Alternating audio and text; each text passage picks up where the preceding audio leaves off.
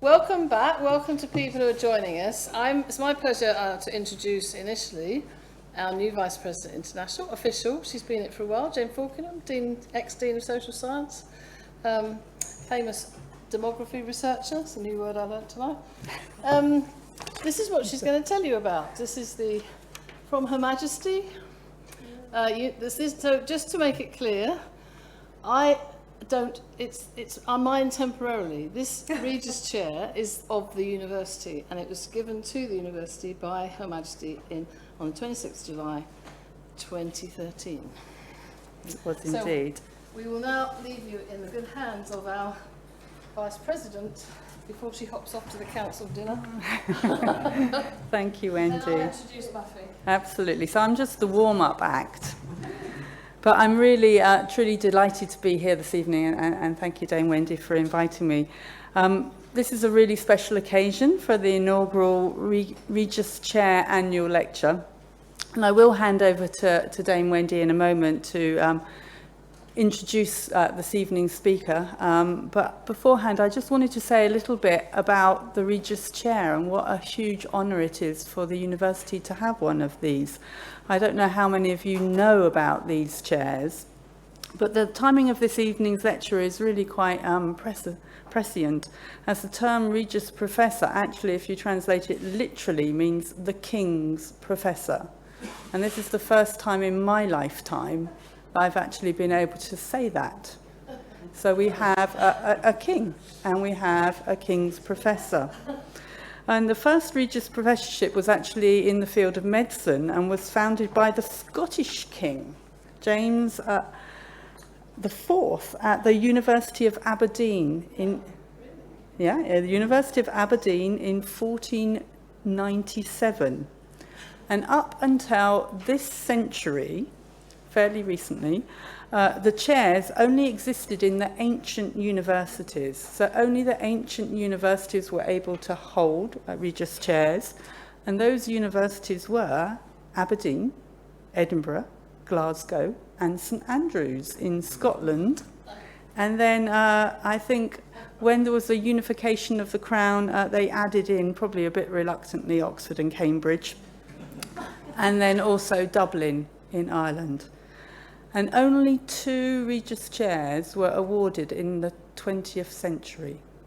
So we've got to fast forward to the 21st century when Queen Elizabeth II was celebrating her Diamond Jubilee, and it was suggested to her, and I think it was actually suggested by that wayward David Willits, that perhaps she should think about awarding some new Regius chairs. And all the universities in the UK were invited to put in applications for these chairs, and she was going to award 6 for her Diamond Jubilee. And the applications had to be in areas of exceptionally high quality teaching and research. So we were told it was a really high bar that was being set, and only 6 were going to be awarded. So Southampton, in its usual way, scratched its head and thought, gosh, do we have anything that's excellent? And actually, they came to the conclusion that they did, thank goodness. And Dame Wendy has shared with me the application that the University of Southampton made for the Regius Professor in computer science. And it says, computer science was established as an academic discipline at Southampton in 1986, when the university created a joint department of electronics and computer science. This union of the fledgling Department of Computation, founded in 1967 by Professor David Barron, with Southampton's electronics department, whose pioneering achievements were already transforming global communications, has propelled research and teaching in computer science at Southampton to the world-leading status it enjoys today. And then we were invited to put a few achievements into the application. And so these achievements were developing pioneering hypermedia systems in the late 1980s and laying down the foundations and precepts of agent-based computing since the late 1990s, recognizing and developing radical ideas of benefit to society. ECS at Southampton was the first institution in the world to adopt an open access mandate for all its research publications in 2001, and its ePrint software is now used throughout the world. It has also pioneered new disciplines, such as web science. And I think given this application was made in 2012, it was a new discipline in 2012, and has provided leadership to global initiatives, developing and applying new open technologies which use information creatively and transparently. Again, we put into our application to benefit citizens, businesses and government departments. Well, I think it's probably no surprise to the people in this audience who are here to celebrate the achievements of computer science as part of ECS's 75th anniversary, that the Queen read the application, as she would, and thought, yes, I will decide to decree that I will grant the first Regius Professor in computer science in the UK and in the world, because there are only Regius Professors in the UK, by Royal Charter. And we now have this, and the school has continued to go from strength to strength. So I'm really truly delighted to be here today on this historic occasion, and to invite Dame Wendy to come and introduce our first inaugural speaker. Thank you.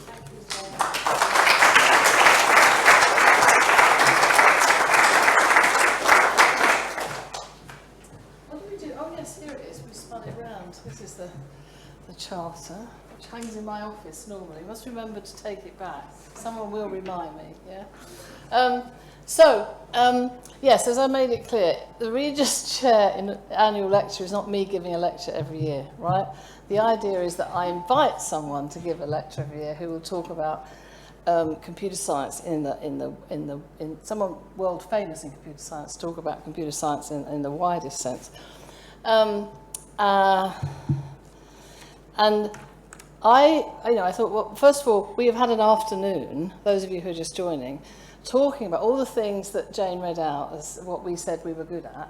We've been talking about all those things with, we've got it all on record, the video is on record, of people who have helped us build computer science to the strength it is at Southampton, and all the things we did and continue to pioneer. So it's been a fabulous afternoon. When I thought about who to invite, actually, it took me a nanosecond to think about who to invite to give the first lecture. Muffy and I have been friends for a very long time. Although she's in Glasgow and I'm in Southampton, our paths meet on lots and lots of committees. Nicholas, right, this very small print. I want to get the actual title, just so, and then I'll tell you a little story about Muffy. So, Muffy is, I can't read this up here.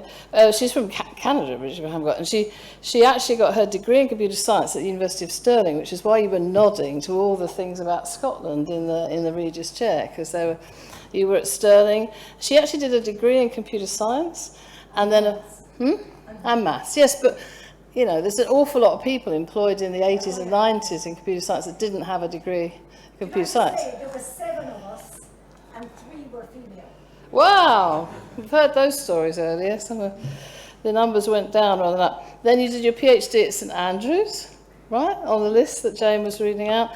And then under Roy Dickoff, I remember. Yeah, amazing. And then you went to Glasgow, where you've been ever since, basically. She's now worked her way up the ranks. She's now the Dean of Research in is that right? Or you're Vice Principal now, aren't you? I'm reading out of Wikipedia, and I can't read the print, it's too small. But the point I want to get to is that our careers in a way have been quite similar, because you were the CSA for the Scottish Government, and now you're back at Glasgow as Vice Principal and Head of the College of Science and Engineering. Yeah, and like me, she gets asked to chair lots of committees. Either I'm chairing her or she's chairing me. And I will finish by, before I ask her to start the lecture, that there is a little synergy going on in the background here, because I once was offered a chair at Glasgow in 1994, and I went up there for the interview. I would have loved to have gone, but I took off at Heathrow in the middle of a terrorist incident, which terrified me. And I didn't like flying much anyway, and I just thought, as much as I love Glasgow, I couldn't imagine myself flying up and down to Glasgow. Anyway, so Southampton matched the offer and I stayed. Before that, Muffy applied to Southampton in way back, 1983. 1983. She actually had a degree in computer science, which was a plus. Southampton was beginning to expand. You all saw the picture. And she told me that she had a traumatic flight or landing at Southampton Airport, which rather put her off. Yeah, okay. So there's a sort of interesting synergy here that she didn't actually ever come to Southampton. I never went to Glasgow. It was all to do with flying. Anyway, Muffy, it's a huge pleasure to ask you to give our first Regius Chair lecture.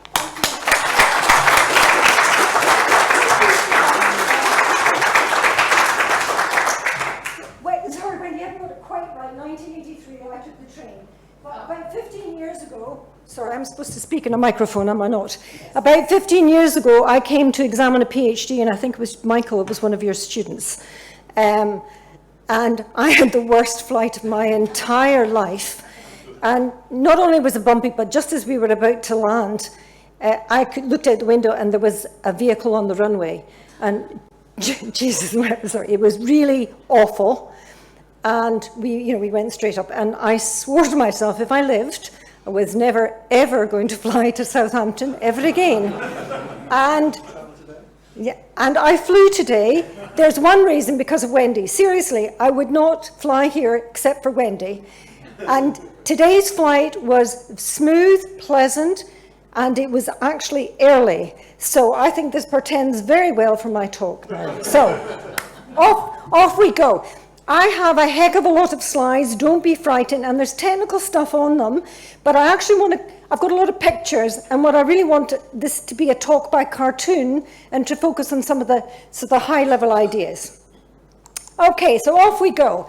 What's it entitled? 30 years plus of modelling communicating systems. Technically, my chair, by the way, is in formal methods. I've always interpreted, I have a slightly different interpretation of formal methods. For me, it's really about formal modelling. But I want to reflect upon what I have learned over the 30 plus years. So it's reflections on modelling. No, it's not that kind of modelling. It's modelling of computing systems.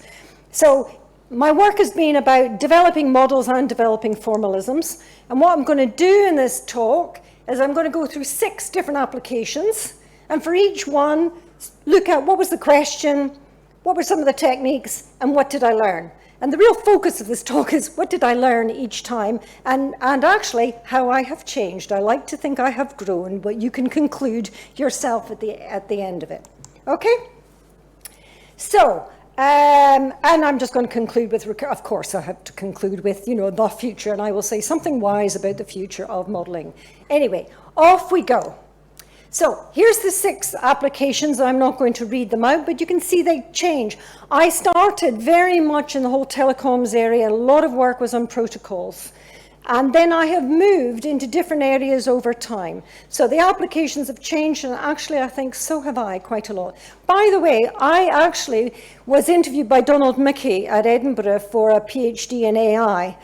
And by the end of that interview, I think we both mutually decided we were not for each other.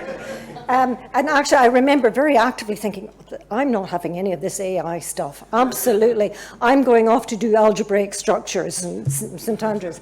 Anyway, funny how things come back to visit you. So, I'm going to start off talking about some work I did on protocol languages, not actual protocols, but protocol languages. In the 80s, this was work sponsored by BT. I actually had a BT fellowship for some time. 2 important languages were ASN1 and ACT1. And they were ISO languages. And the question really was, what's the relationship between these two languages? Why do you care? Because the goal was to integrate protocols and tools between both of them. So what did I do? Was I thought, oh, hey, I will write a denotational semantics, notice of the Oxford approach. Actually, I would have said axiomatic, but hey-ho. Anyway, I thought I'm going to write a denotational semantics from one language to the other. Okay? So anyone who knows anything about denotational semantics knows what you do is you look at all the constructs of the language and you write a function for each one of those. Doesn't matter. We had lots of different types in AS1, values, types, modules, blah, blah, blah. You construct functions. Here's an example of a function in action. T-value of a sequence of integer equals a blah, blah, blah, blah, long. Anyway, the point is, my full semantics was 75 pages, single-spaced, with 9 additional reports, including subtypes, functions, macros, and a whole lot of other things. And I was so proud of this, and BT had commissioned me, and I gave it to BT, and I handed it over to BT, and you know what happened? Pretty much nothing. Anyway, and I'm actually deadly serious. Nothing. So what did I learn? Well, I was fiercely faithful to ASN1 and all its peculiarities. You know, if I may say so, I was very pedantic. Quelle surprise. You know, you're laughing too hard, you know, yeah. It was deeply satisfying to write your own denotational semantics, to not read Scott Strachey's book, but I wrote a denotational semantics. I loved it, yeah. But it was incredibly boring, I have to admit, even me. I couldn't bear to go back and look at it now. Moreover, when I presented this at a big international conference, someone from a major company basically said, you can see it. We liked it when it was informal because we could do anything we liked. And then I had this light bulb moment. It actually happened. It was actually on Boxing Day of whatever year it was. And I thought, I'm going to write an interpreter. I'm going to make this come to life. So I sat down and I implemented my 75 pages as it was a Miranda program. And yes, it was superb. And actually, it just completely changed my life. It came to life. And then I handed the interpreter over to BT. And do you know what happened? Loads of things. They came back with questions, etc. And I learned the power of bringing to life your equations and your theorems. So no disrespect, Michael, but you know, a theorem written in LaTeX is completely different from the theorem actually executing in Miranda or Haskell or whatever. And what I also found, quelle surprise, I found a lot of errors in my semantics that no one, including myself, had caught. So that's lesson number 1, what I learned. Make your models come alive. Okay, number 2, plain old telephony systems. I spent years in public service telephony networks and the problem of feature interactions. I see most of the audience is fairly mature here. You will remember these things. Youngsters out there, you will not have a clue what on earth I am talking about. But there was a time, and again, this was initiated and sponsored by BT, when people were adding features, not necessarily the same service provider, but developing new features like call waiting, call forwarding busy, call forwarding unconditional, originating call screening, etc. And the question was, do these features interwork or do they interact? And so it's one thing if, you know, BT is developing them, but if you are then interfacing with another network operator and they've got different features, do your features actually interwork? So that's what they used to look like. So here's an example. You have, on phone B, for example, you have call waiting and call forwarding busy.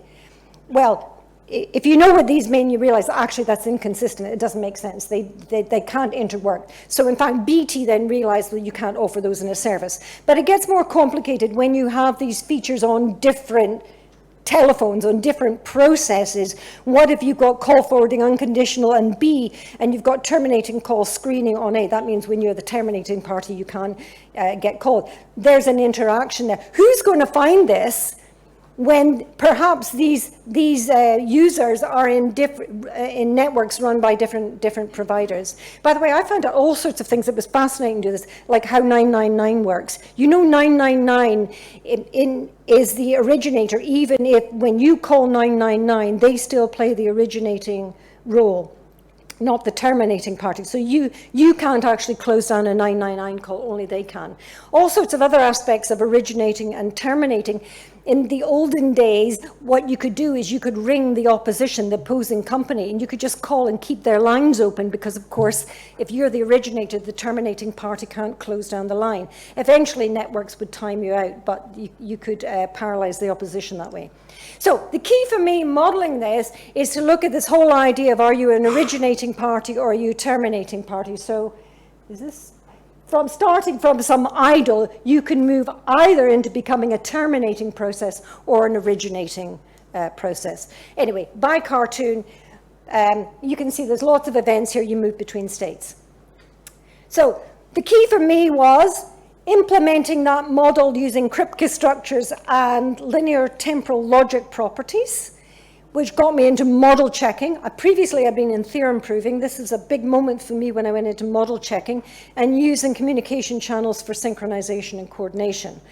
The model, do you want to know? Blah, no, you don't. So I'd add about like 10 plus features.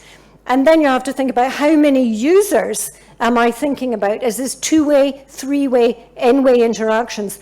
How big do I need to consider n to come up with a usable judgment here? And then you have to think about, are they single user interactions or multiple user on distinct processes? Just to give you a flavor what the logic properties look like, it's very easy to say something in words. And as Michael showed already, you start to show a bit of math, it gets a bit hairy. Here's a very simple LTL property to say the dialed number is the same as the number of the connection attempt. There's the, there's an always operator. If dialed of I equals j, then blah, blah, blah equals. Okay, we have some more. Busy tone or ringing tone directly follows trying. Here's where I found out a problem with linear temporal logic. There are a lot of these temporal logics. When you have distributed systems and lots of processes, you don't want to talk about the next operator because you want it next relative to your process. So I had to introduce a new operator. This is the famous next. Actually, I also had to introduce an operator which I used to call soon. Anyway, you can guess what soon meant. Oh, there, I can impress you with this one for call forwarding busy. If I rings j, then when j is busy, then a connection between I and k will be typo here. It will be attempted before I hangs up. You got that? So that's that in logic. Now you can imagine if you don't make this come to life, it is pretty easy to write total garbage here. And one thing I have really learned in my whole modeling life is you have to have lots of people around you where you talk and you debate and chew over these logic properties, because when you write them alone, it's it's really easy to convince yourself that this is a deep and meaningful property, and actually it's nonsense. Well, of course it's something, it's not capturing what you wanted. Okay, so the main thing I developed, though, I think here is a generic approach to all of this. So basically the idea was, you have a feature, you have a user process, you have a feature and you have a property. You have another user process, another feature and a property. And you show that individually those properties are satisfied.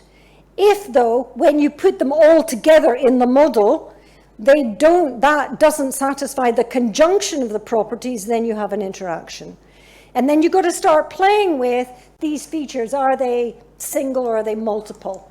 And so here's just, in case you want to know some results, I'm sure you do, you can see here's some interactions, like call forwarding, unconditional, uncall forwarding actually interact. This is not a symmetric relation. Over dinner, I can tell you why, if you want. It's actually fascinating, really depends on well, it's not symmetric. So we'll just keep going. So as I said, I don't want to labor too long on the technical. You can talk to me, and I'd love to talk to you about it afterwards. What did I learn out of this? So this is when I had really moved into model checking, It is not push button. You know, we all say how model checking is so easy. It is not. And I had to have a lot of coding tricks to optimize the model, the checking process. I'm not sure whether I'm a programmer anymore. I've written lots of models for model checkers. Is that programming? Reactive systems? Anyway, you have to have a lot of coding tricks. I did develop this generic approach, which isn't dependent on the actual properties of feature interactions, but it's about how to put them together. The scale problem, which is very serious, it's about states, not the number of processes in the networks I was considering. It was always the underlying states. This is a recurring theme throughout my life, but of course that's also a recurring issue for model checking. I had to develop this soon operator and this next with respect to a particular process. And again, there's nothing like challenging and trying out a formalism on an application. That's when you find out, does the formalism actually have operators that are useful to you?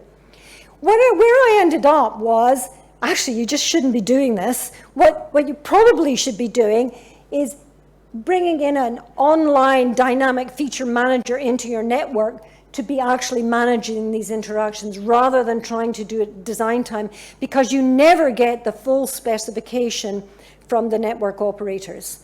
And there was always this question of, you know, which one's going to have precedence. And the interesting thing is, some feature always does have precedence because the phone call always did progress. You just didn't know why or how, which is why I think actually the solution is put a dynamic thing. However, we don't actually need to do any of this anymore because telephony has all changed, hasn't it? So, number 3. I'm doing really well for time here. Right, yeah, this is just like flying today. By the way, the weather was also very good.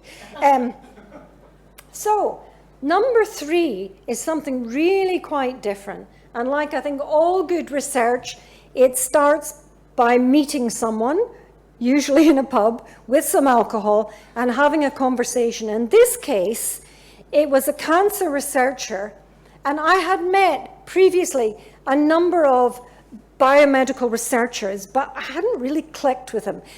No disrespect to all you data people in the audience, but data has never really turned me on. It's process, right? And then I met this cancer researcher who turns out was Austria's chess champion, age 14.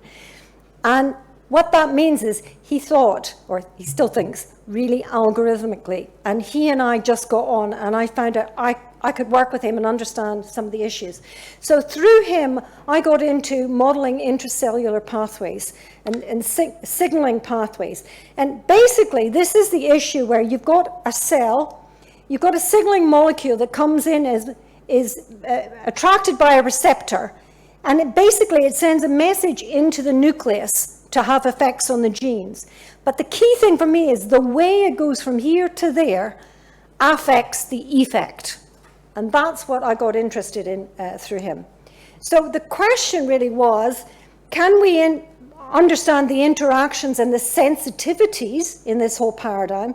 Can we understand the effect of interventions? Because now we're in a biological evolved system. What we want to understand is how can we change it if, for example, there's disease. We also want to study the effects of faults in a biochemical system and degradations and test hypotheses. So it was like a whole new world for me. It was great. Here's a schematic of what an intracellular pathway looks like. Something I learned, by the way, no disrespect to any biochemist in the audience, but biochemists are not always that rigorous with their notation. So you would see ovals and circles and triangles and rectangles. And I'd say to Walter, why is this a rectangle? Because, on that page, it's a circle. And he says, we just felt like it. Like, they actually really didn't care about those abstractions and representations in the way that I do. Anyway, the key thing here is, I thought, these are communicating processes. You can think of each one of these proteins or nodes as a process, and they're communicating with each other. And the key communication mechanism in intracellular signaling is phosphorylation. Do you remember? I remember phosphorylation, ATP and ADP. Do you remember at school, ATP, the energy carrier of life? I remember my teacher saying that, ATP to ADP, you lose a phosphorus, yeah. Energy carrier. And then this was big for me because I'd come from telecoms networks, and I'm suddenly, I see in my head, it's the token, you have to hand over the phosphoryl group. That's it. It's just the same thing. Well, it was for me. Except rates are important. The time at which things occur is important, and it can't just necessarily be discrete time at all. It normally has to be continuous time. So, techniques. So I really got into CTMCs, continuous time Markov chains, stochastic process algebra, and the model checker PRISM. If you've never tried PRISM, this is Marta Kwiatkowska's tool. Absolutely fabulous. Changed my life. Brilliant. Allows you to reason about CTMCs and using the temporal logic CSL, continuous stochastic logic. Now, really new thing for me as a computer scientist is, I was talking about processes, but these processes for me are not molecules, but they're molar concentrations. They're actually volume, they're collections. And so in sort of epidemiology, oh God, that's so hard. Epidemic language, you would say this is a population's approach, not an individual's approach. And that's something that previously I hadn't thought about as a computer scientist. Sometimes maybe counter abstractions, but not populations versus individuals. I also wanted something where I could plug and play with assembling different kinds of networks, if you think about that picture there. And then there's this other thing that I learned about called scaffolds. And scaffolds they're just what you think. Reactions can take place in different spaces in a cell and on different structures called scaffolds. And where and how they're on a scaffold also affects things. So that was new to me. So basically it's bringing in a spatio dimension. So I'm going to give you a wee example. So it's the RAF-MEC-ERK pathway. Anyone ever heard of this before? These are, what is the M and E? I can't remember. K is for kinase. Anyway, so the idea here is RAF star phosphorylates MEC. So RAF is an acronym, but it's not capitalized, but MEC is, right? Again, this is, they just do stuff like this. And RAF is phosphorylated, so it gets an asterisk. But when MEC gets phosphorylated, it gets a 2 pp's beside it. Sorry, it just did my head in. But anyway, so RAF star would phosphorylate MEC. So it hands the token to MEC, that hands the token to ERK. And that's basically, and you're getting very closer to the nucleus. So here's, in my head, this is what I'm saying. RAF star, MEC pp, then makes ERK pp. And how that happens is because one of these p goes over to there. Okay? The question that was posed to me that Walter was working on was, there's this other thing called RAF kinase inhibitor protein. How does RKIP affect the pathway? Now, here's a schematic that Walter originally gave me about the pathway. And you can see there's RAF. Oh, of course, it's now 1. Oh, sorry, there's RAF 1 and RAF 2, but we'll forget that, yeah. There's RAF, there's MEC, there's ERK. And then we have RKIP, and of course we have MEC PP. Well, you can just see there's loads of things in here. The idea is the circles are proteins. There really are processes. The blue squares are the forward and backwards reaction. So every reaction has a reverse reaction. Each have different rates. We then have products and dissociations in the yellow squares. And as I said, everything has a rate. You got that? Good. Actually, this is more important. That's Walter, right, with the pipette. And this was all done with Cancer Research UK. So the questions are, what are the sensitivities in this pathway? What if we have other pathways? Can we detect and classify how they interact with each other and how do scaffolds work? And what I'm going to give you just a wee taste of is how to model that was a simple pathway, but a simple pathway like this. So here's the way I approach this. If you look and you see RAF, here's a bit of it. What can RAF do? If I have some RAF, I can say it's a high or low quantity. I've got some or I haven't got any. If I have got some, I can engage in the K1 reaction, yeah, to make some M3, which is RAF1/RKIP. I can go that way, or I can also go K12, I can do that, if I've got some. What have I done next? Yeah, so here we write this in process algebra. If it's high, it can do this reaction with this speed and then becomes this guy, or it does the K12 and it becomes that guy. Right? So basically it goes from high to low, low to high. So that's on the assumption that I'm modeling. The simplest way to model population is saying, got some, got none. And then you can refine that, you know, do I have 3 levels? Do I have 10? Do I have 4,052? You know, what have I got?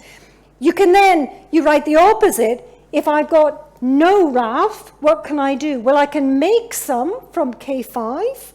I can make some from K14, which I think is, from here, from K14. You get this, or I can do blah, blah, blah, blah. The point is, you build up this whole model, and there were 13 proteins in this pathway, equals 26 equations, and there's my model. Equally, I could say, instead of looking at it from each individual process, I could say, what cycles are there? And you can actually see in there that there's 5 small pathways, which you then put together. And so you can have 2 totally different ways of looking at this. If you want to know, this is what you've got in your head, is here's the underlying state space. And what I actually could show, there's a bisimulation between this guy and that guy. If you really care, they're equivalent. And I think that's really cool, but anyway. Right, so moving on. The thing is, what do you do with this? So that was just showing you we can make this model. The question is, like, what's the effect of binding RKIP to phosphorylated RAF on the ERK-PP? Because remember, that's the whole point of this pathway. And this RKIP is inhibiting this pathway, and we want to see how much is it inhibiting.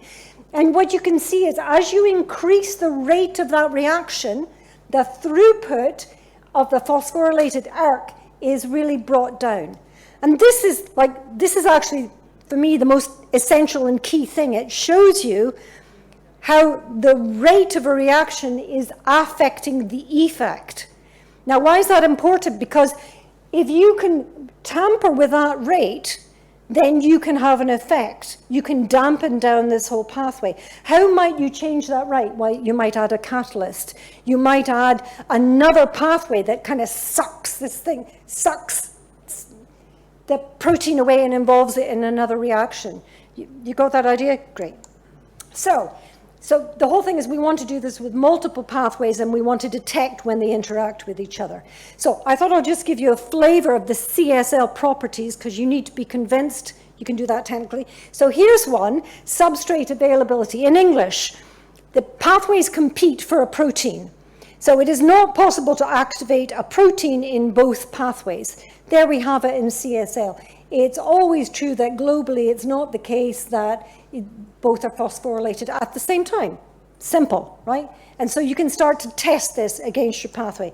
They get more interesting. You know, it's possible to activate a pathway without activating the receptor. So you want to start asking all these sort of generic questions about some pathways that you put together.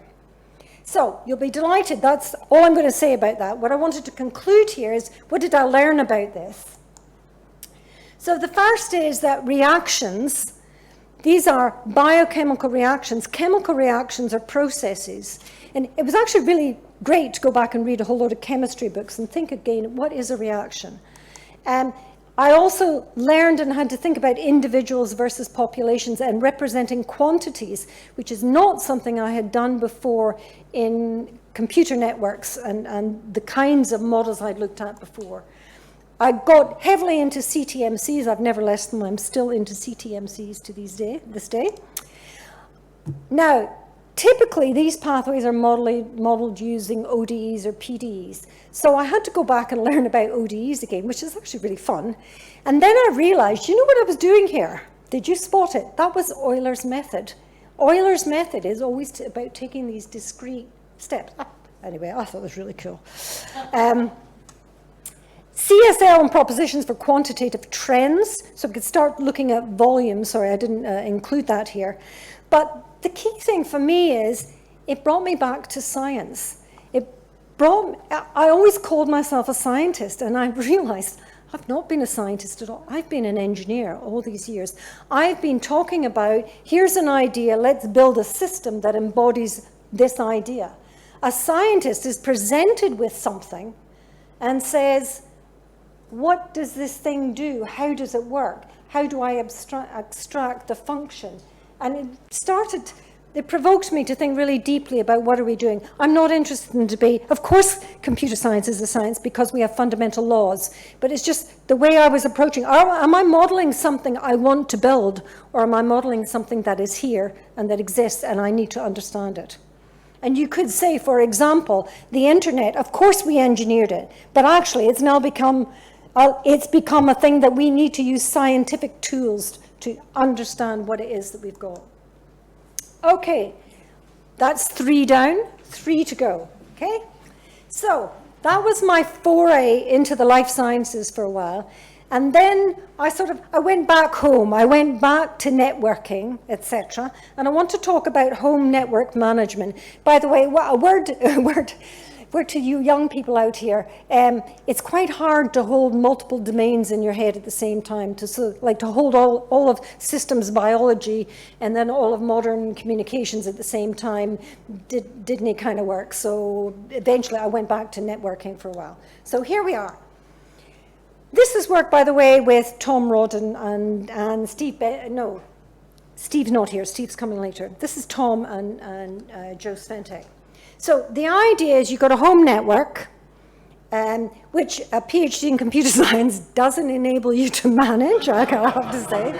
So, and the whole idea was we were trying to look at tools, how can we help people run domestic networks? And the idea is, in your home, you've got a router, you've got a wireless signal, you've got a laptop router, you're connected to the internet, and you've got questions like, a visitor arrives, do they join your network?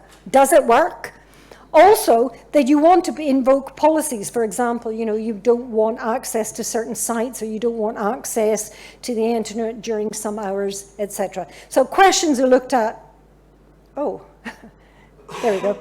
I think I accidentally had the timer then. Did the phone network actually join the network? Did we get a valid address? Are we allowed to access the internet, etc., etc. So now the technique here is something quite different. And this started about 2011, I think, as we started thinking about online models to inform users about the state of the system and to detect and diagnose what was happening in their system. So this is not about the design of the system. This is about your network that's running in your home. Can modeling help you understand where you are? So here's a schematic. Focus on the left initially. What you've got is the network, and there will be lots of traffic reflecting mainly physical things like, the machine comes in, or you get an IP address, blah, blah, blah. Also, the user can enforce or drop policies, can invoke new policies or remove them. And the key was we grab all of this in a stream database. So over here, so we have loads of events happening over there, and over on the right, I have a model of the system which I update in as near I can real time these events. So update the model and continually can do analysis on that model and deliver answers. By the way, you may call this a digital twin, but of course, this is 14 years ago, we didn't have digital twins, but I would say there's a digital twin. By the way, that really was the router. I'm so proud of that picture. Anyway, so what were the models? So I've got events and access control policies. And of course, the access control policies are going to be events when we invoke them or we drop them. And the formalism I used was bigraphs, which was Robin Milner. So Robin was engaged in this in the beginning. So if you haven't, I haven't said it explicitly so far, but I love process algebra. And bigraphs is the biggest and best process algebra of them all. And the whole point was it's a universal process algebra for space and time. But the key is, unlike CCS or CSP, which had a fixed set of rules and operators, the entities in the rules and bigraphs are user-defined. And very importantly, although Robin was really interested in the deep theory, categorical theory, I'm much more interested in the graphical notation and what it allowed you to do and how you could communicate with it. So basically, you do a lot of things with pictures. So we're going to see pictures. But so analysis was mainly matching compliance with a policy, which is just checking whether a bigraph property with it actually matches another bigraph. And the key is, what you'd have to do is check every update. So this was not periodic, but this is an event-driven system. So after every event, I would be checking analysis of the model. Okay, I see some eyes glazing over out there. Right, here we go. Simple example. Here's the simplest example. Machine 1, a router. They've got overlapping signals. Now, by the way, the first thing we had to do, of course, is enhance Robin's theory of bigraphs, where he couldn't have overlapping notions of space. So the first thing I had to do was what's called bigraphs with sharing, so that we can actually have overlapping notions of space. Because Robin had very much been thinking about particular physical things. Well, of course, wireless signal is physical, but of course you can have overlaps. Right, there we have. So on the left, that's a schematic of the real world. On the right, I'm going to show you a bigraph model of that. Doesn't that look almost the same? So there we have a machine, a router. These are entities. They can communicate with each other, and they're in the intersection of their signals. We can then talk about properties of a system and of machines using a bigraph. There's a schematic on the left. That actually is a bigraph. Network events, like a machine coming into the network, a machine leaving a network, these are modeled by rules. So this is a rule that says take this bigraph, which says the router R is in the range of this signal. And now in the new bigraph, oh gosh, you can read it, the machine is linked to its signal and properties, but not to the network W. But anyway, the point is you've got a rewrite rule between bigraphs. And I maintain these are very simple and intuitive to understand. Another event, we can have a rule that says remove a machine. If your network matches this picture, then, oh gosh, there we go, we took away the machine. So we can have two machines. Here's the schematic, that's our representation. Here's the bigraph representation. It looks like it. If we update the model by removing a machine, then we just apply this rewrite rule, then gets applied to change two bigraphs. I think I'll just move on. Right? So I can model events that happen in the network. I can also model policies. Here's an example. On the left, a machine is present in the system if it matches this bigraph. On the right, the machine is part of the local area network if it matches that bigraph. And so, remember, policies, you either they're allowing or forbidding something, and you can enforce them or dropping them. So forbid introduces constraints, and allowing policies remove constraints in the system. And what you've got to do is, after every network update, you've got to check, does my policy still hold, whatever policies are currently in play. So policies are just rules. Oh, do you want to see more? There's another policy. Anyway, you want to see, so we did lots of experiments. For example, we had up to 30 machines in the network. Here's a time, small, I maintain small, so nearly real time, averaged over 100 updates, so the time to perform an update. So this is nearly real time analysis. Our digital twin is tracking what is happening in the network, and I'm this is unlike all digital twins, and these are not differential equations. I'm doing logic property analysis of my model in real time, which happens to be subgraph isomorphism, if you're interested. Which are, just to go back to this picture, what I'm trying to do is every time there's an event here, I'm updating the model and I'm doing some analysis, and I can feed back to the user and say, well, basically, is your system in sync with what you think it's doing or not? Okay, so what did I learn of this? Better get going. Bigraphs with sharing are great. Online models, well before digital twins. This one, I didn't need temporal logics, just state predicates. And predicates is bigraph matching. So what did I learn? I learned about subgraph isomorphism. Of course I knew about that from an undergraduate. It's nothing like watching theory come into practice and what it really means and why you want this to be fast. Policies can interfere with each other in unanticipated ways. So that's the end of that. We are now on number 5. By the way, I will miss 6:30. We did start late, but anyway, don't worry, you won't be here all night. We're starting to get into some real fun now. So I want to talk about a mixed reality system. And this was the Savannah game. I don't know how many of you heard of this. This predates Pokemon, right? And this was Steve Benford's absolutely brilliant mixed reality system. And for me, it's really interesting because it brings together location. So it's space, it's time, it's sensing and cognition. Nigel, that's for you, right? So there's some cognition here, mixed reality. So a virtual, and by the way, Robin was also involved in this in the early times. We had some smashing meetings with Robin in Nottingham right at the beginning, and sadly he died early on. But if you ever read the paper, which is in ACM, you'll see we did dedicate it to him. And I think he would be very pleased with what we did. So the idea is you have a savanna. What's this? A savanna has animals in it who have to live and they drink and they eat, etc., and they die. So the savanna is overlaid on a physical playing field. So the idea was this game was to be played out in a football pitch with real players. They happen to be children. They have GPAs and PDAs, and the children, the players are lions in the game. And what do the lions do? Depending on where they are in the game, which depends on where they are physically in the field, they can see other animals or not. They can see water, so they can drink and they can eat, they can kill.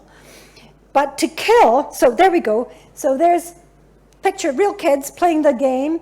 This is what they see on their screens, where they are in the savanna, which is divided into different areas, and they're carrying these devices in which they're making interactions with the game. But why the game is so interesting is they have to interact socially to form groups to hunt and to kill. So an individual lion can't kill an impala. They have to form groups, and of course, so they have to form these physical groups. It's fascinating stuff. So I came on after this game had been developed and implemented, and they'd done user trials, and they found some really interesting things in the user trials. And what I'm going to talk about is one of these scenarios, which we affectionately called the 3 girls, a boy, and an impala problem. That well-known problem. Okay, and it's real. You can see there's the girls working out what has happened. So the question here was, there was cognitive dissonance, another something I learned, cognitive dissonance in this game. And the question was, what's wrong with the design? And Steve actually posed this, how did we get, what have we got wrong? Why have we got this problem? The techniques were using bigraphs again, because this is spatio-temporal evolution. Bigraph predicates for reasoning. The graphical notation is really powerful here. I'm not entirely sure Steve Benford really totally got all the subtleties of bigraphs, but he really got the pictures, and that's really the point. And then the key is 4 design perspectives. So we started off by saying we're going to look at this problem from 4 design perspectives. We have the physical world, we have the computational world, what's happening in the game, we have the human perspective, and we have the technology perspective. By the way, this was not at all obvious when we started. A big breakthrough for us was to understand this is how we're going to conceive the system. So in the technology, it was primarily about GPS sensors, and the humans primarily about social interactions. So the children could speak to each other and they could see each other. So in bigraphs, so we use lots, in the previous biographs, I just used the notation of squares and circles. I didn't do any fancy graphics. We use much better graphics here. So we have the computational world, the human world, the physical world, sorry, I lost it, and the technology world. So an idea, what's in the computational world? this is the rules of the game, right? So this is where we've got the lions, we've got the impalas, the idea that they're in locales. Locale is the savannah thing, it's the physical thing. And we've got rules about how they eat, they drink, and they hunt. In the physical, we've got the players on the field. Remember, these are instrumented. That, by the way, is the rucksack with all the instrumentation on the back. And what they can do, so every child, every player is paired with a lion in the game, and they can initiate or attack in a group. Technology is the GPS positions, and we are actually checking whether they can enter the game, and they can move in the game, or they can die. And then in social interaction, I learned another thing. I learned about proxemics, which is all about personal space. And when you're in someone's aura, you can, in a sense, communicate. So there's all those ideas, how big is your proxemic, your aura, you know, is it 2 feet away, 3 feet away, etc. And that was really, really important. So that encapsulates social interaction. Okay, so down here you can see, here's 2 players who are in different auras. They then can move into the same aura. They're all moved, the proxemics. They can now communicate in the physical world, whereas they couldn't previously. You got that? Great. Good. So here we go, the 3 girls, a boy, and the impala. What I'm going to do is show you the bigraph trace of what the problem was. So here's the initial state. We have on the left the human and physical perspectives. I've mushed them together because it's easier. In the middle, this is the computational, and over here's the technology. Right? And in a second, we're going to see that these are auras, these are and these are locales. Okay, there are 3 girls, X, Y, and Z. I always forget their real names. I just thought I shouldn't reveal their real names here. So anyway, we'll call them X, Y, and Z. Okay, so they're in a shared aura, i.e. they're standing quite close to each other. X is in the locale mapped to A, right? X is this lion who is in this area, whereas Y is mapped to this lion is in A dashed. You got that? And Z is also. So although they're in the same aura, they're in different areas. You got that? Great. So that's what I just said. Okay, state 1. Y enters the same locale as X. So Y moves up. So now there's 2 lions up here close to that impala. Okay, and they're all in the same area A. State 2, Z enters the same locale as the other 2 girls and the impala. So all 3 lions are now in the same, and this means, did I tell you needed 3 lions to attack? Anyway, they are now ready to attack. However, next state, Y's GPS drifts out of locale because, right, ghosting and drift, right. So she is now down there. The next step is a boy appears. The boy is not in their aura because actually he was standing behind, the 3 girls were huddled here. He's there, he's not in their aura. But there's his lion and he's in this locale. So there are now 3 lions ready to attack the impala. There's the boy. The boy sees the impala. He initiates the kill. Blah, blah, blah. X joins the group. She thinks she's initiated the kill. She hasn't. It's the boy that initiated the kill. Z joins the group. They attack. The thing is, it's not all the girls that are attacking. You got this, right? They didn't. The impala is killed and disappears. You've got the 3 lions here. Remember, this is Z out there. The boy then disappears. Y, sorry, that was Y's. I always forget. Y down there. The boy leaves. Y is hungry and confused because she thinks she was in the attacking group, and she wasn't. And this is a whole problem, the cognitive dissonance, is that the boy X and Z were in the same locale but not in the same aura. And the girl was not aware of the presence of the boy in the locale.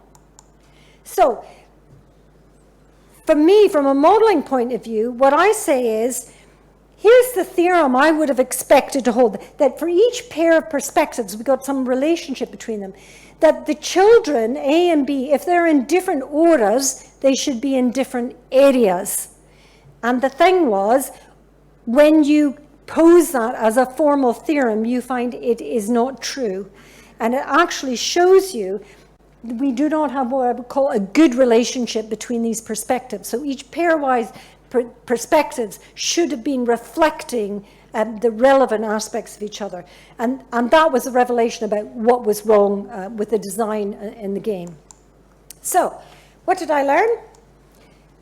That biographs is a powerful graphical notation. You see, you got that, I like to think, just using pictures. You didn't have to see the deep category theory there. Especially the color and the shapes for different types. Using the 4 perspectives was good. The level of abstraction is really key, for example, getting proxemics right. And that, for me as a modeler, it's the first time I really started to think about representation of user trials for replay and understanding logged systems behavior. So again, this was different. So I'd moved from models for design, models for online, now models for replaying and understand logged behaviors. So finally, we are on to number 6, ready to go.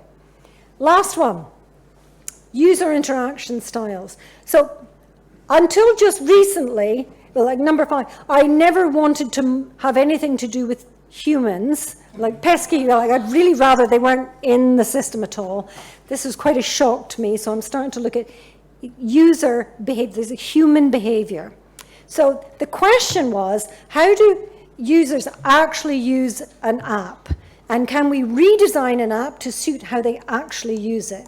And the techniques was based on logging interactions with a system, segmenting it into different time periods, like is it a day, is it a week, is it a month of use, infer models and analyze them again with temporal logic properties. So here we go.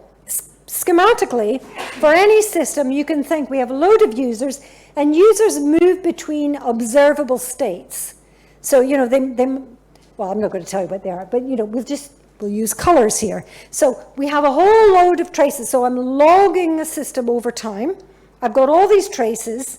I can segment them into, you know, hours or days or weeks or months.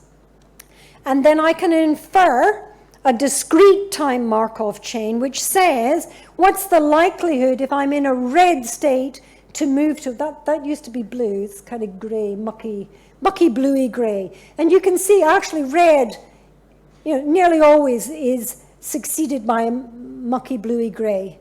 Okay, that's real gray. Oh, anyway, so the thick arrows mean it's a high likelihood, and a thin arrow means it's not a high likelihood. But I can do something more sophisticated than that. Not only can I have this, I call this an activity pattern that says, how do I move between the states? I might have different ones of these, and then I can move in between them. And so I call this moving between activity patterns. And why would you move between? It's because the context in which you're using a system might change. It could be because you haven't used the app for a while. It could be because you're tired or fed up, right? Your way of using change. You want to explore the app. You know exactly what you want to do today. You're on a train and you're using it differently. There's a whole lot of reasons that we can change basically behavior use styles. If you want to know, these are first-order autoregressive hidden Markov models. The key thing is you've got the same observable states in each activity pattern. So I've got probabilities to move within states. I've then got probabilities to move in between those higher-level things.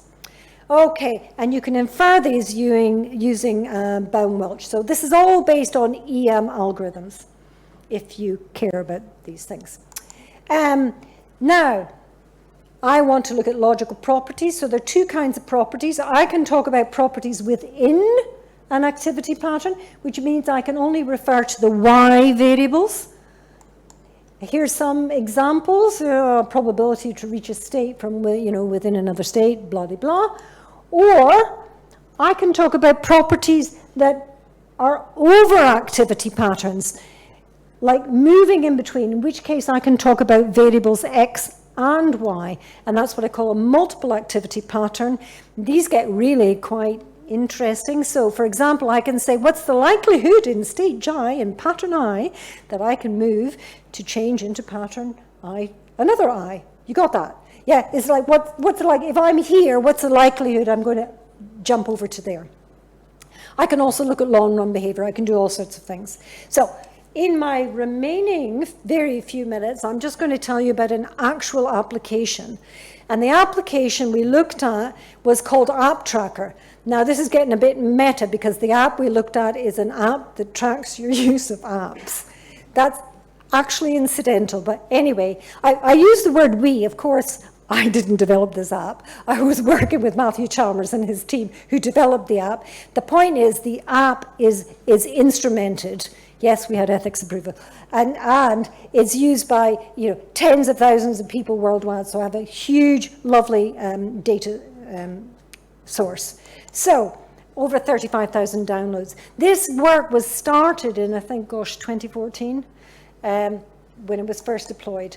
Here's some screenshots. I want to just get to the point is, here's the state diagram of the observable states that we were interested in. The key is there were 16 states.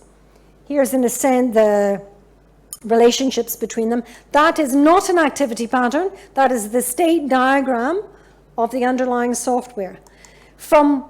By looking at logged behaviors over these 35,000 downloads, right, we could then, using Bound-Welch, learn activity patterns. So if I was asking for 3 activity patterns, here's some examples. And you see there are, and then I have probabilities to move between them. And moreover, you might ask here, what do you mean the activity patterns? Which data set did you consider? It's something I really learned is the temporal aspects of data. I know, Nigel, you know this, but I didn't know. I just thought, oh, we have a data set. But what time cut am I taking? And it really matters. Am I looking at the first month of use, the second month, the third month, the first day, etc.? And you will see that the activity patterns actually have different probabilities depending on which data set I looked at. Now, of course, if you think about that, that makes sense. The longer you use an app, the style in which you use it could change. Right, we have shed loads of results. Study this, I'll test you on this later. You will see, I have, honestly, table after table after table of results of looking at all those properties. And the point is, all those properties are the scientific tool to study this thing. So we'll just gloss over that. What do we actually see is using those properties, the results of the properties, you can classify the activity patterns. And here, more or less, we could say we have glancing behavior, many short sessions, browsing, few long sessions, or focusing, you have sort of mid-range sessions. And, oh geez, this is getting too complicated for this time of night. There are lots of different ways you could summarize the states as well. Basically, there were 6 combinations possible. We only observed 4 here. And the thing is, with science, you've just got to, they only used 4, they did. What we could see was, if you look at the intervals for the first day, the first week, and the first month, you more or less saw one activity pattern is glancing specific and one is browsing summary. Whereas, if you looked at the second month and the third month, we saw quite different behaviors. And so more or less you could say in early days, the behaviors looked at one way, in experience looked at another way. So you could also then look at, so that was single properties. We could then say, what's the probability to move in between an activity pattern? And here's, with k equals 2, it's very simple here. It's a bit like the levels. I just showed you high and low gains, very simple. 2 is a great number. Right, so you can see the probability in the first day, you've got a really high probability of moving from this activity pattern to that activity pattern. Whereas in the second and third month, the probabilities are much lower. You can also look at the long run, and you can see in the first day, we have browsing, summary, and glancing specific, whereas in the last month, we have again different behaviors. So to summarize, in the early day, you had browsing, or focusing and glancing in experience usage. So why, you have to think, why did we do this? We wanted to study and learn what people were actually doing, how they were using the app, not what is the possible path, but what paths were they actually taking.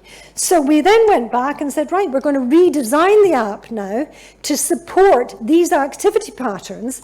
So we did. So there was the original state diagram. Here's the new state diagram.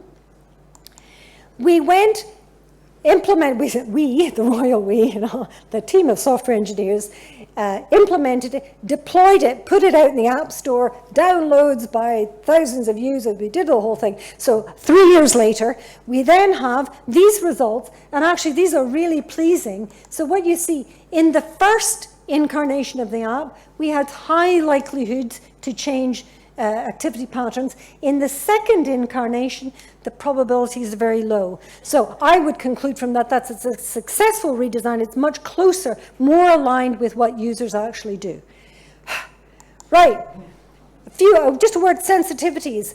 Of course, this totally depends on what you said was observable. It depends on how you segmented the data set, which time period you were interested in. Is the first day relevant? Should it be the first hour? Etc. The number of activity patterns really depends on the application. I've never found anything more interesting beyond 5, but the answer will, if you look for 6 activity patterns, you will get 6 activity patterns, and they're not necessarily, it's not monotonic. The parameters of the inference, of course, and the states for the property instantiation. Something else I learned is, to do all of this, you had to have a jailbroken device. If you stand back for a second and think, who uses jailbroken devices?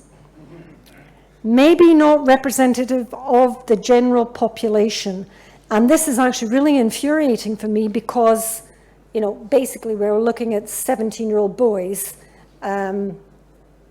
because it depended on jailbroken.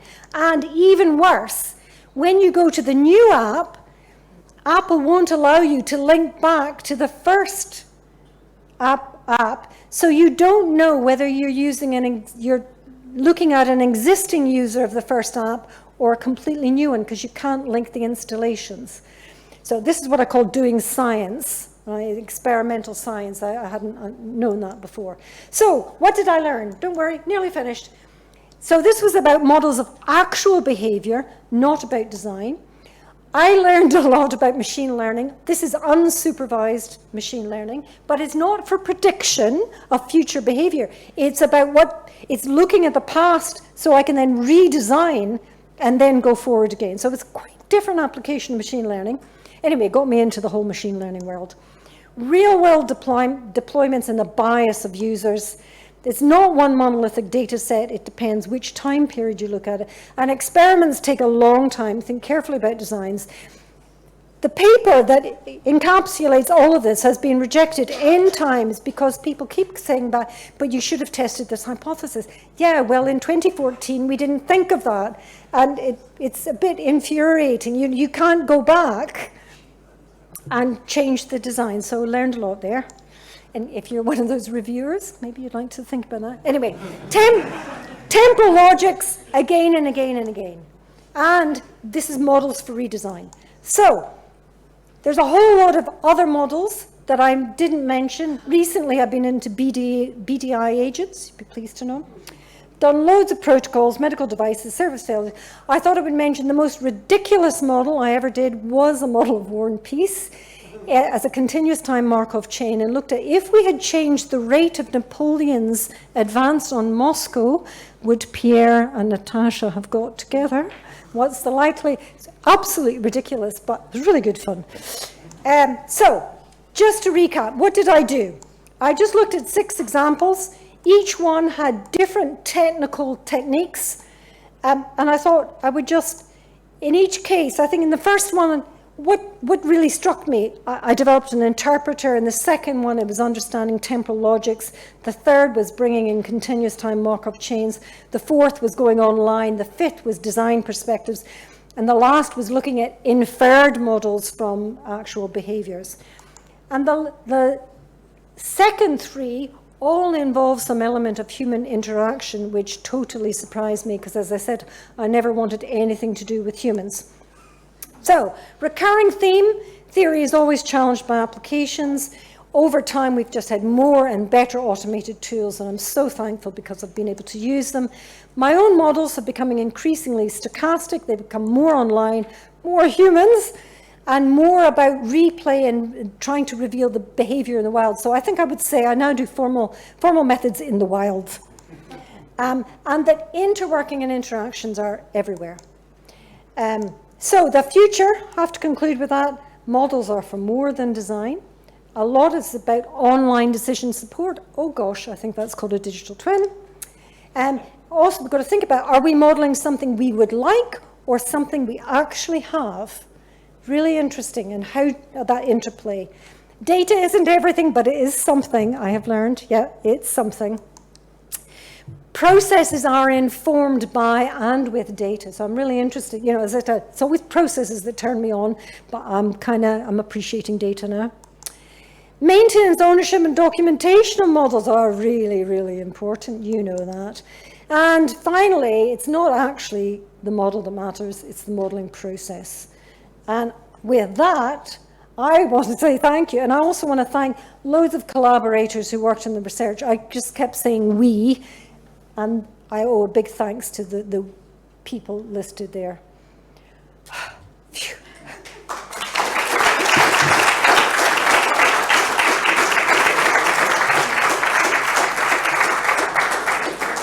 Thank you for bearing with me.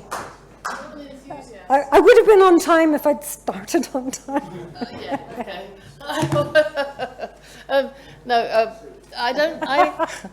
I forgot. No, there's probably time for a question or two. Great. But there's drinks outside, you see, so we can't take too long. I should have said before we started, welcome to those online. Oh, yeah. How do I get? I can't log on, so I don't know how many are online. Has anyone logged on? Anybody left online? Liz is sitting there with Slido. I don't know if anyone online has a question. Please put it on Slido. I don't know what the instructions are for that, so that might not work. But I think, as Muffy, you're such an enthusiast. See, I only get interested in computer systems when they involve human beings. But isn't that good? It's what makes the world go around. Absolutely, we need both of us. Yes, exactly. Anyone want to ask Muffy a question? Positive experiences of getting domain experts to use those same tools. Thank you. I would put it a different way. The hardest thing for me is to get the question out of the domain owner. They will talk about models, but they can't articulate why they need them. I find that again and again. And recently, you know, being involved with the whole sort of digital twin movement, again, it's very hard to get people to articulate, why do you want a digital twin? What question do you want to ask of it? So I'm not answering your question. I'm being very political. I'm answering the question I want to answer, which is, how do you get questions out of the domain experts, let alone get them to use your tools? And so one thing I found is I have to pose the questions. You have to give them example questions, and they have to be in their language. And then you find out, and of course, you've got it wrong, and then it comes back quite richly. But the answer, I think, really to your question for me is you've got to animate your models, and you've got to use representation. They don't see turnstiles. They don't see upside down A's. You know, which are very dear symbols to us. They don't get that, but they do see things moving on the screen. And I really do believe this. You've got to animate your model, and automate your reasoning. Nigel. The mics, because we've got people on. Yeah. No, that was a tour de force. I thought it was absolutely fabulous. So I just, and you just made so many great examples of where you can use these formal calculi in really very different, surprising ways. But I'm going to give you, let me just throw something back at you, which is the kind of stuff I see happening in some of the digital twin world. I mean, there are a lot of biophysicists out there and people working in physiology and whose view is these are fundamentally stochastic processes. The best thing you can do is try and model in exquisite detail just how these protein gradients work and what the kind of thermodynamics are of these systems. And this high-level abstraction stuff just doesn't. What do you say to the people who say the best model is some authentic approximation to the complicated physics rather than the abstraction to the logical declarative level? So I say, what is your question? I mean, why do they want that level of detail? What are they asking? And I think if you tease that out more, they can then come up levels of abstraction. But oh gosh, I'm going to be really rude, but sometimes it feels like they don't know why they're doing it. They're doing it because they can, rather than they have thought about. A model is always an abstraction. Why do you want to run a simulation? Or I appreciate why you have to do multiple simulations, because we can't always model check. We can do theorem proving, but we don't have the 10 years to develop the model in which to do the theorem proving. I think it's that there is a movement around the emergent semantic. There always has been a counter movement which says, I want to build a complete model of C. elegans or whatever it is. And once I've got that in silico, then I can poke it and prod it and see surprising things. And I think it's really important there is a countervailing view to that, to say that, that absurd amounts of high resolution simulation doesn't necessarily address the question, which is... But your model is only as good as the questions you can ask of it. And then the really key thing is, what do you do with the answer? The model in itself is not interesting. It's the answer to the questions. And how does that inform what you're going to do in the physical world? How does that map back? Otherwise, why did you do any of that? I'd argue that's all about data. But anyway... and process. We are running out of time, and we have drinks outside. There is one question come from online, and it is from... We have a question from the internet, from Slido. Oh. Newbie mistake there. Microphone not turned on. We have a question from the internet from MC Schrafel, Professor Schrafel. She says, app instrumentation has been around for a long time for patterns. And given your expertise, are non-experts able to use your methods? Oh, geez. Well, of course, if I said yes, then I wouldn't have a job, would I?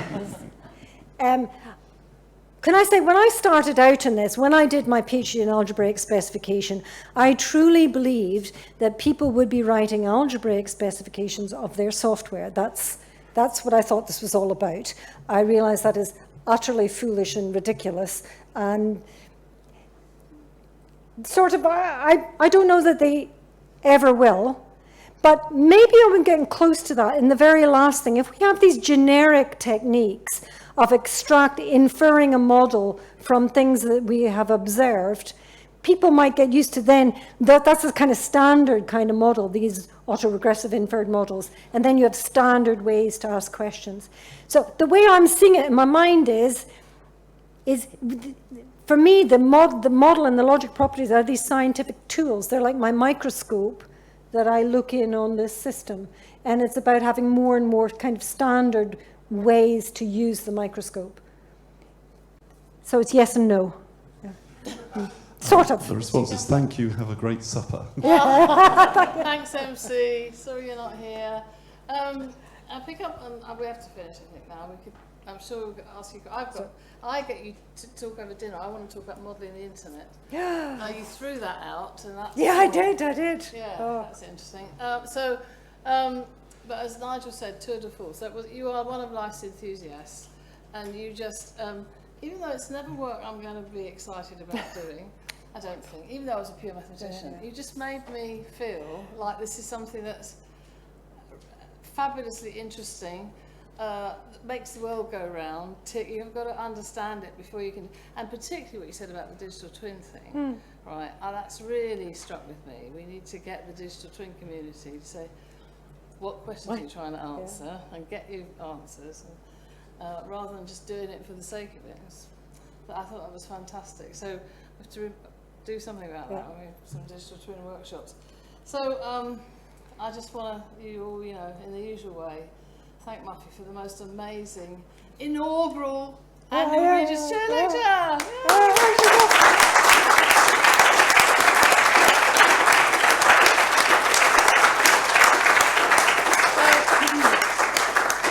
Outside, some of us are lucky enough to be having dinner with you. I wanted to point out when people are here, we have our colleagues from Oceanography, or well, the Marine and Maritime Institute. We do have another Regius chair in the university, in your area, which I should have briefed Jane about. I think we're the only two though at Southampton. Could I say, sorry, if you're oceanographers, you look like you were understanding that. Well, you were very keen, thank you. No,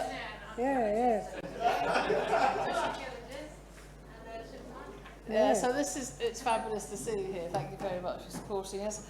Next year's Regius Chair Lecture, I'd like to get people in. I'd like people to email me and say who would be the computer scientist from anywhere in the world, because I've got connections, you know. Who would be the computer scientist from anywhere in the world that you'd like to have come and talk to us? And the other thing I learned today, Paul Lewin, just before he left, said that I taught him Pascal from the Atkinson book in 1984. Isn't that amazing? So there we go. Thank you all. It's been a great day. Have some wine. Thank you, Muffy. Thank you for inviting me. Thank you.